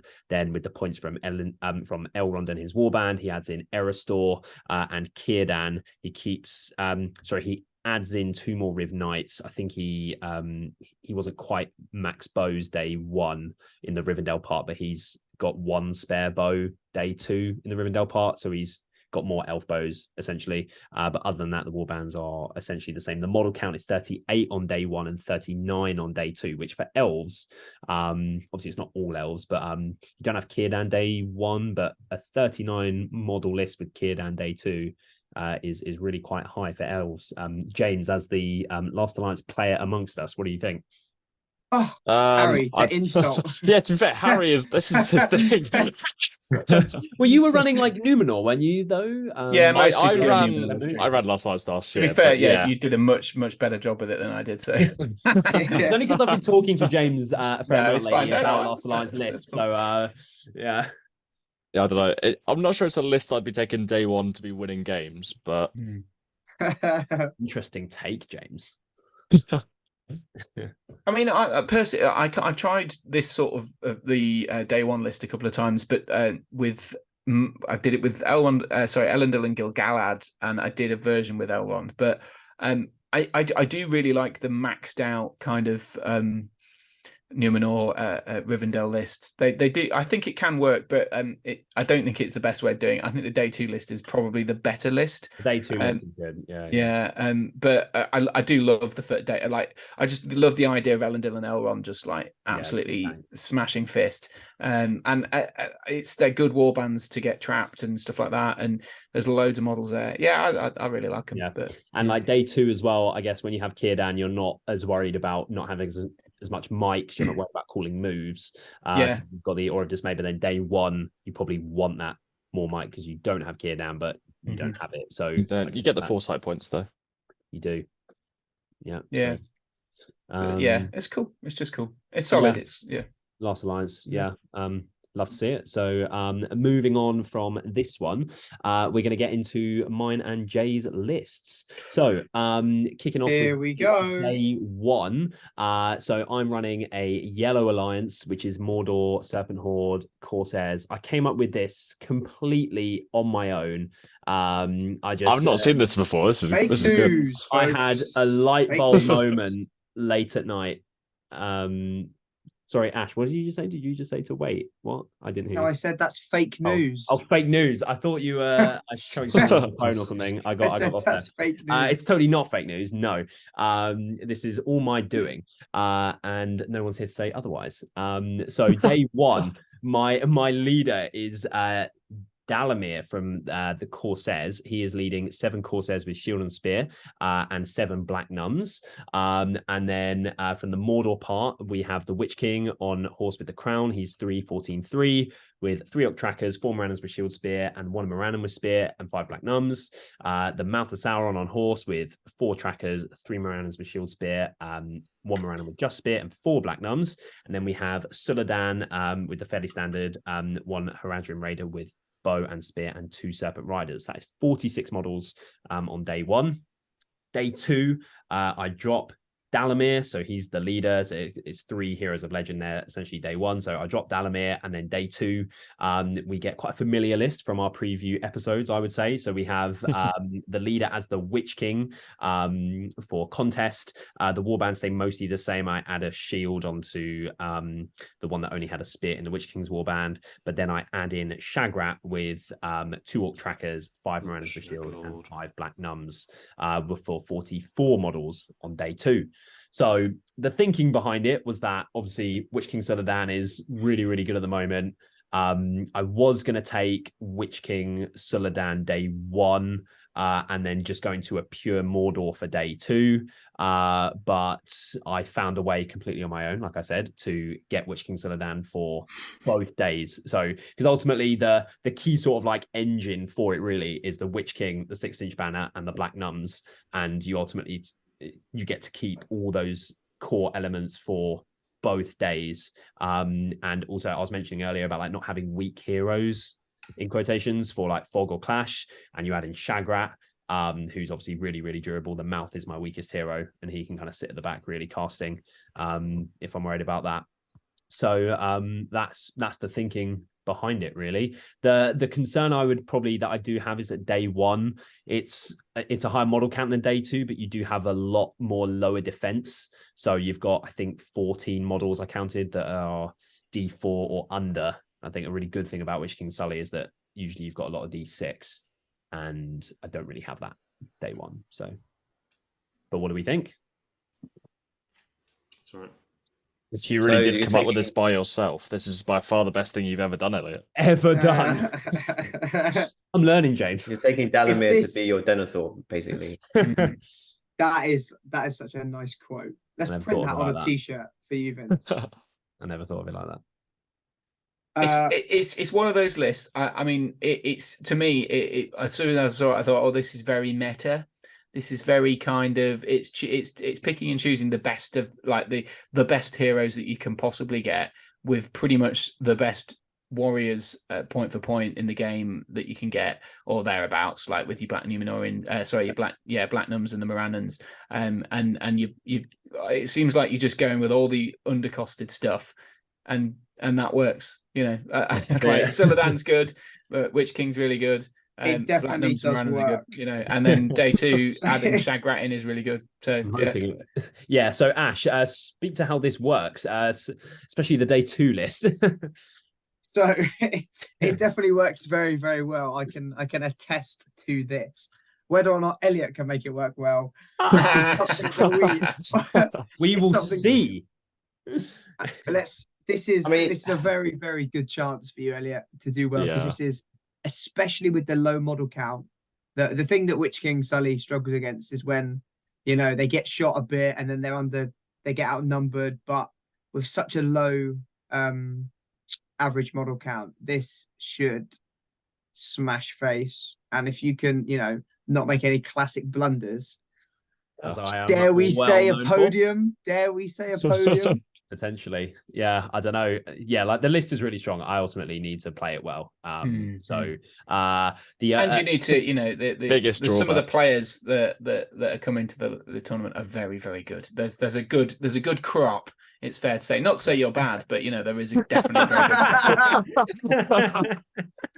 You would not put me in that category, so therefore watch out. Yeah, exactly. Well, that, you know, I mean, it's a GBHL 100, so you've got some really good games. But I mean, Ash makes a good point about the average thing. But I mean, there's still some very high sort of numbered lists on day 1 and day 2. So the average might be low, but that's just the average, isn't it? I think maybe the better players as well that you could be playing top tables Will be have taking higher higher point lists. model count ones. Another thing, if you play Ed at No Escape or seize the Imp, True. it's just Yeah, an a instant trash loss. matchup. It's So going to be really tricky. like, you also have to have a string of good matchups and you good still dice need rolls. luck. and- Yeah. Well, Ash, I think that's what I like about the format is that, you know, even you coming up against like a Mummock or something like that would be really bloody annoying, or an Army of the Dead or something like that, where you know you're sort of relying on your Terrible being bad, but then your courage is you know, it's courage 4 at the best, and then you've got down to 3 with a Harbinger of Evil. It's not exactly a great line if you come up against something like one of the Army of Dead legions. So yeah, it's not a given, but it's definitely very good. Yeah, Ash, and I mean, you know, talking about the string of good luck, you know, matchups wise, I mean, I'm sure you can attest to. I can attest to this. What is it that John Partridge always says? Better to be lucky than good, and that is absolutely true. Shout out any heroics. Absolutely true. Yeah. And like I lose the Mordor army bonus day 1. That could be an issue, which is really, really good. You know, the re-rolling ones everywhere is great. Yeah. But And we just have to take our hat off to Sam and say, well played, Grattan. You've come up with a very solid list idea here. Who said anything about Sam? What? And, Cheesy Grattan. The only other way to get Black Numenorians into the list and also match the format perfectly, so you can keep Witch King Sully the whole way through. Witch King Sully Mouth, which are three best heroes in the game. Seeing as Sam has played Corsairs before and I haven't, I could start to believe you, but no. Okay, fair. No. Dalamir, though, being the leader in No Escape, obviously, like he's got not a maxed warband, but obviously, like the terror there, hopefully will slow, you know, my opponent's leader's warband. I forgot about that. That is a bit of a weakness. And like Dalamir being on foot as well. Obviously, but he also has 3 points of might for defense. He can't be right? trapped. He's got 2 points of might. Oh, is it 2? He can't be trapped when on his feet though, which is good. Yeah. And he does have heroic defense. He gets the extra point of will as well, so he goes up to 4 will, or is he 2-2-3? No. Yeah, I think he's 3 fate, isn't he? So yeah, he's 2-3-3. Yeah. You just run away. You just don't even bother. You run away while marching with the others. Avoid combat. And if there's like a Boromir there or something to scare me, obviously the Witch King is gonna be able to Black Dart turn 1. So that's true. Yeah, you march with the Witch King. You're moving 100%. Moving 15 inches, Black Darting. 27. Yeah. And you still have the transfix from the mouth as well on top. Yeah, so, you've got 2 transfixes or Black Darkness transfix. Yeah. You're going to be stopping there. So hopefully Dalamir will live and make it out, and then so I guess it's just stuff that you're going to be worried about. Sorry, is your Necromancer leader day 1 and stuff like that if you want to face them, because there's 2 of them I think kicking about. That could be a bit nasty if they're the Legion doing 2 spells at you, immobilize or immobilize and drain soul or whatever it is. So chill soul. That would suck. Adam, sorry, you're asking if I've used it before. Yeah, you have, haven't you? Right. I've used it in one practice game doing No Escape solo hammer with Dalamir. It was not solo hammer. It was a real game. My goodness. Not that my solo hammer games aren't real. They definitely are.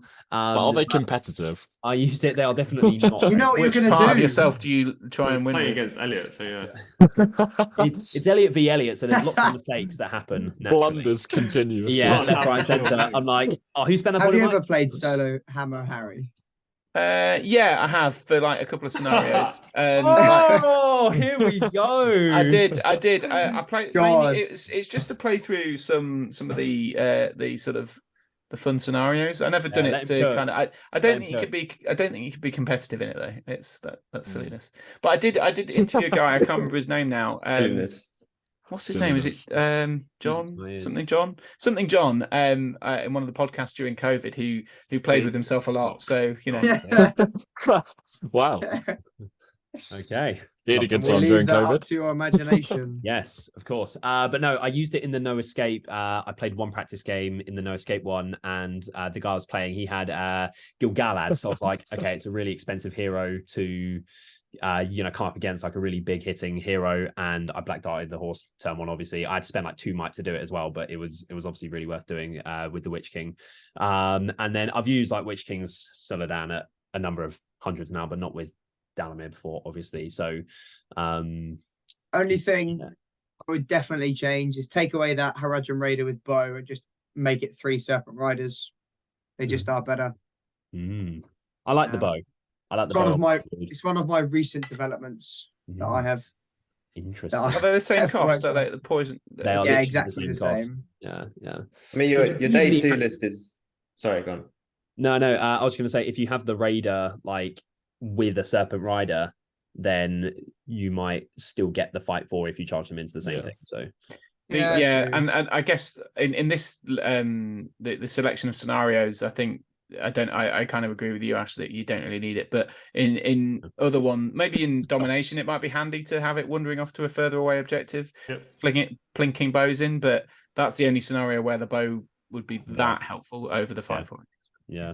Sorry, Vince, you were going to say? No, I was saying your day 2 list is definitely better than what I took to Imps. My very first Imps for day 2. What did you take? 2 Isengard trolls. At least you remembered your trolls. Shout out Jack Walker. There we go. Let's go. We got to tell the story. That's cool. So the infamous Jack travelled all the way up to Lincoln from Portsmouth, forgetting 2 trolls, troll chieftain and a troll drummer, and then proceeded to win the spoon. Did he not play with them at all? So you lent him a troll chieftain, but okay. he was too socially awkward to go and ask. I think it was like day 1. So I asked him, "Oh, are you playing? Did you ask Harry for the troll?" And he went, "Oh, no, I didn't ask." And then I think I had to go over to you, and he played it day 2 or something after you found one. But yeah, that's how you play 300 and is it? Yeah, like nice. 310 points down. Love to see it. No, I did not. I don't remember anyone telling me about that on the day. Maybe I must have known because I'd have borrowed the troll. Must have got the troll stuff from somewhere. But yeah, that's completely gone from my memory. So good work, Jack. So whoever wins the spoon this year, you're following in the footsteps of one of the greatest to ever play the game. SBG legends. Yeah. Has to be said. Excellent stuff. So that's going to do it for my list. Yeah, we'll see how I get on. And moving on to our final list that we're going to be taking a look at is Jay's quite interesting soup list that he has going on. Oh, yes. So it is being led by for the audio listener by Radagast with Sebastian on Eagle. He has then allied in a number of very expensive heroes. So he has Guahir from the Misty Mountains, Legolas on horse from Halls of Thranduil with a Wood Elf Sentinel, of course, and then from the White Council, he's allied in Saruman on horse with Galadriel, Lady of Light. Then day 2, he drops Radagast, and Guahir is the leader for day 2, and he swaps out Radagast for Aragorn from the Fellowship on horse with armor and Anduil. Other than that, everything else stays the same. So it's 6 models on both days with Guahir for contest. What do we think? From Jay. Bit of a different... I hate to speak ill of Jay, especially when he's not here to defend himself.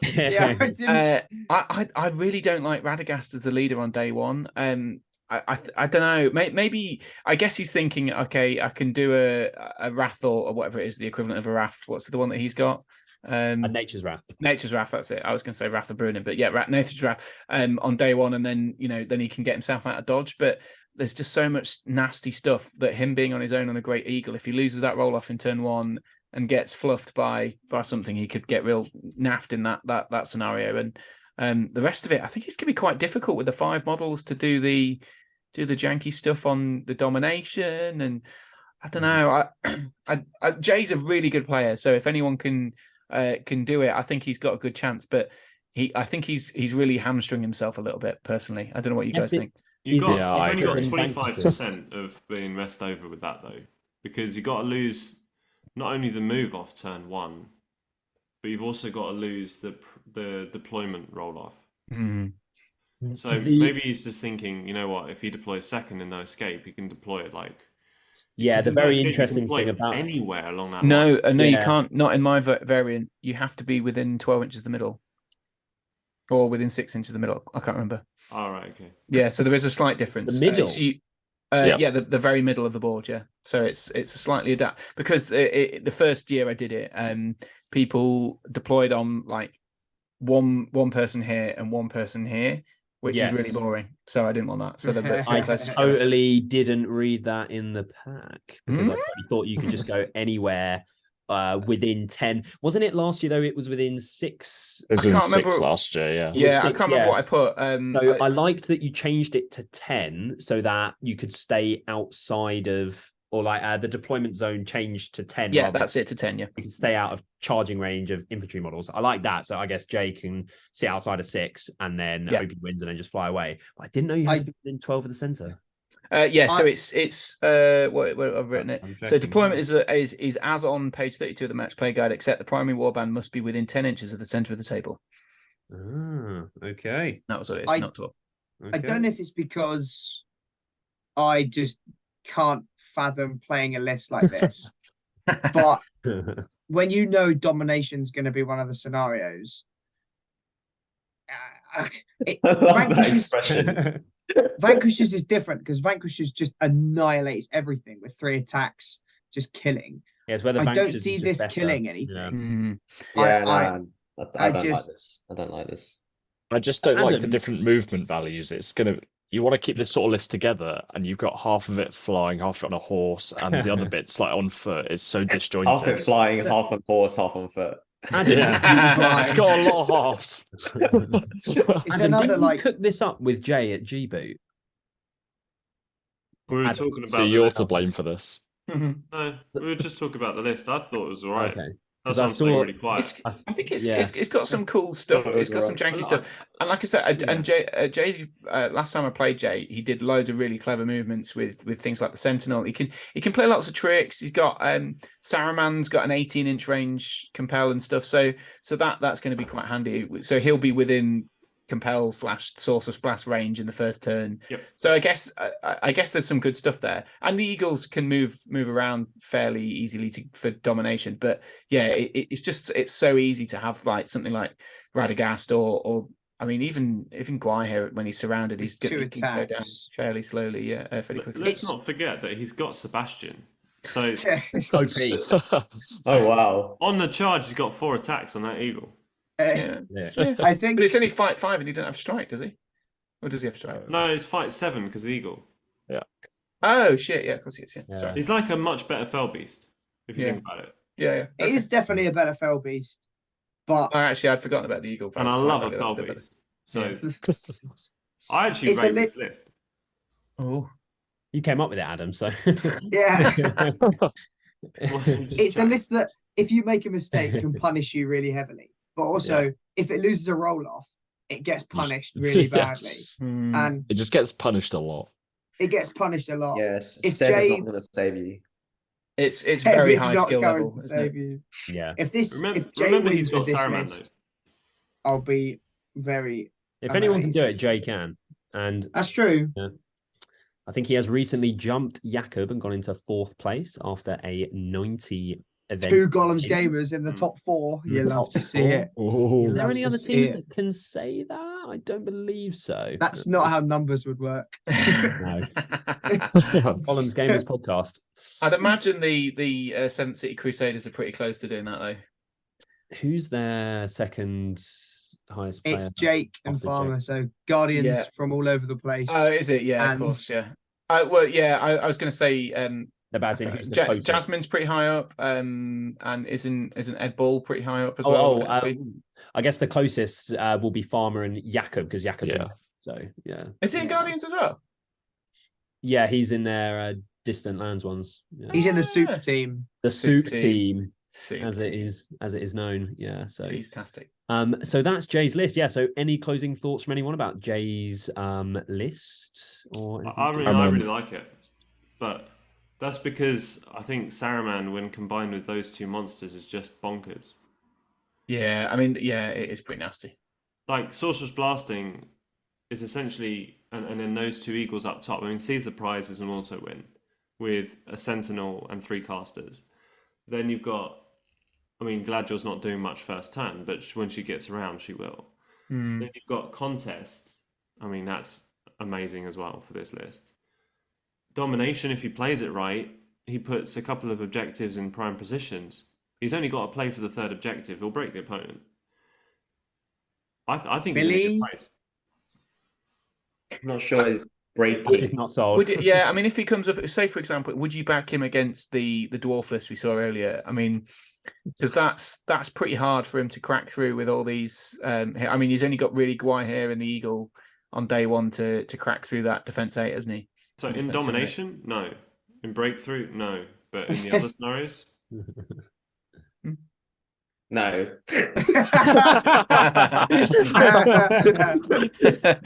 Yeah.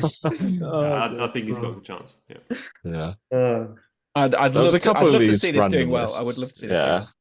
I think there was a think, couple yeah. of lists like this that did really well last time. Mm. So That's true. That's true. Did they? I don't remember anything like this last I time. think there was one very high up. Ivan's. So I think no, it wasn't Ivan. I think it was David Coleman. Ivan, yeah. Dave Coleman did Because I think he had Sam more played it in the Boromir last game Denethor and stuff got like that. farmed. Yeah, Was he the one who it had was all the very Rangers? soupy though. Did he It have all was, the yeah. Rangers? Yeah. Something So- weird like Yeah, that. Ivan remember. had the Rangers because Yeah, I he had played that Rangers. last game. Oh. Yeah, Yeah. So him and Ivan were both there with soup-esque lists. yes, Yeah, very doing well- Irish. doing well day 2, very Irish indeed. So Yeah, but if there's no more thoughts about Jay's list, any closing thoughts from anyone about the event or anything like that before we wrap up? No. Just a shame we're not coming, you know. Yeah, But I had a great time. It is indeed. Next year. it Yeah. was Well, next look, guys. year. I mean, I'll try. I really do want to make this bigger next year. So if I can, I will. Obviously, I'm not going to rob myself of money to do it, but No, don't.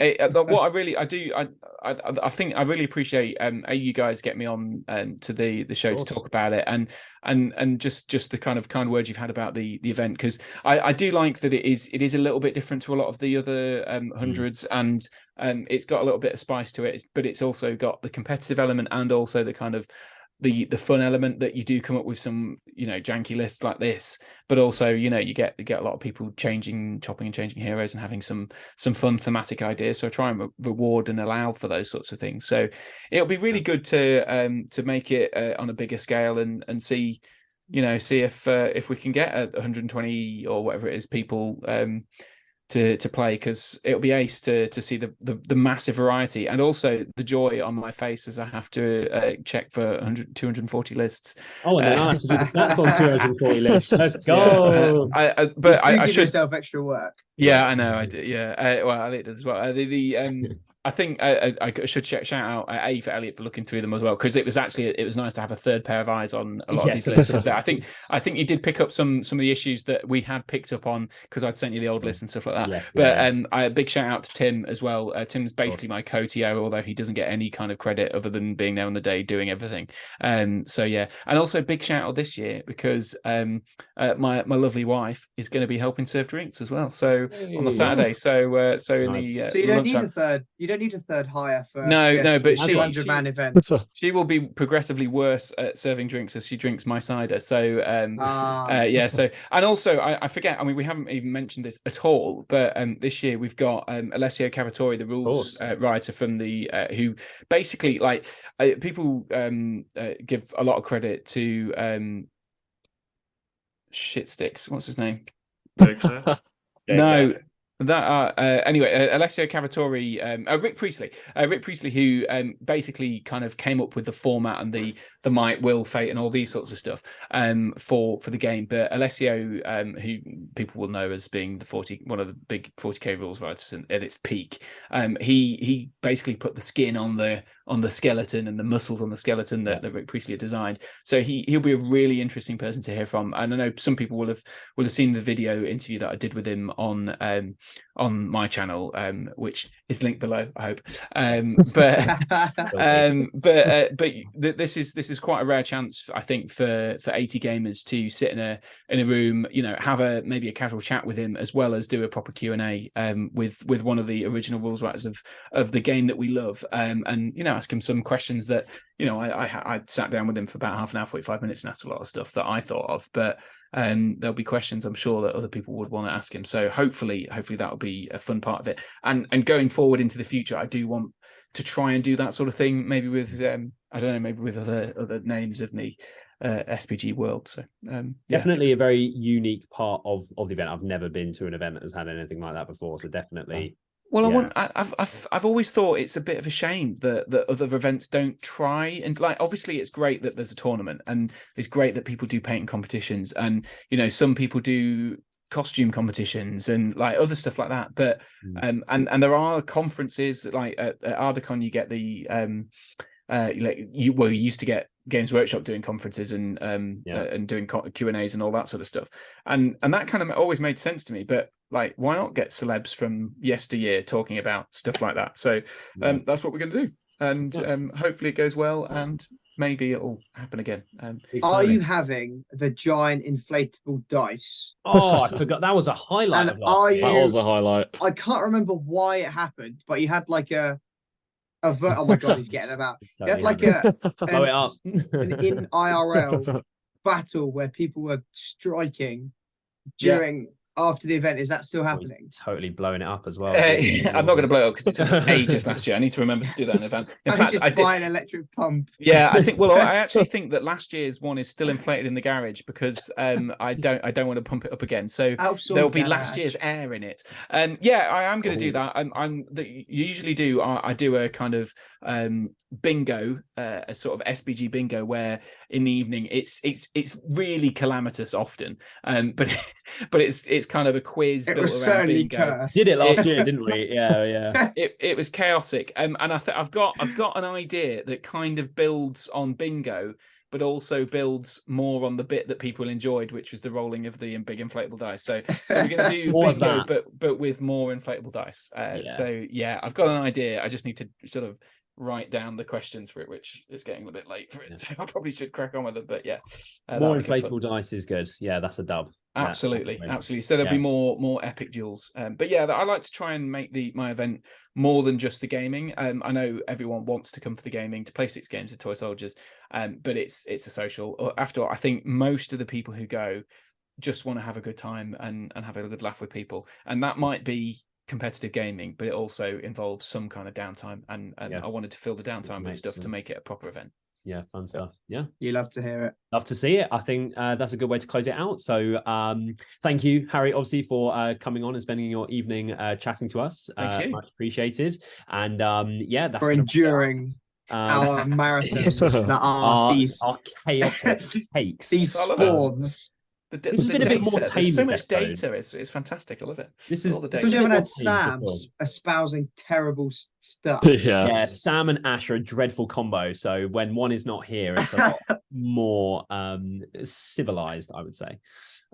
So that is going to wrap it up. So thank you very much, everyone, for watching another episode of the Gollum's Gamers podcast.